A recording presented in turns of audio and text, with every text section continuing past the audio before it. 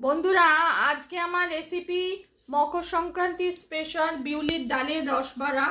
প্রথমে বিউলির ডাল জল দিয়ে সারা রাত ভিজিয়ে রেখেছিলাম। তারপর জল থেকে নিয়ে মিক্সিতে অল্প জল দিয়ে একটু শক্ত করে মাখতে হবে, মিক্সিতে ব্লেন্ড করে নিলাম।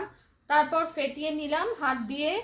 ফেটাবার পর একটু মৌরি আর নুন দিলাম, দিয়ে আর একটু ফেটিয়ে নিয়ে রিফাইন অয়েলে মিডিয়াম হাইতে ভেজে নিলাম।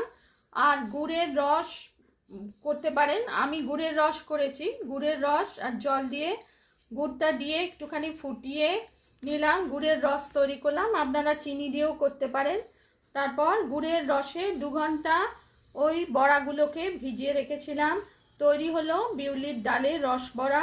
রেসিপি পছন্দ হলে লাইক করবেন, চ্যানেলটিকে সাবস্ক্রাইব করার অনুরোধ রইল।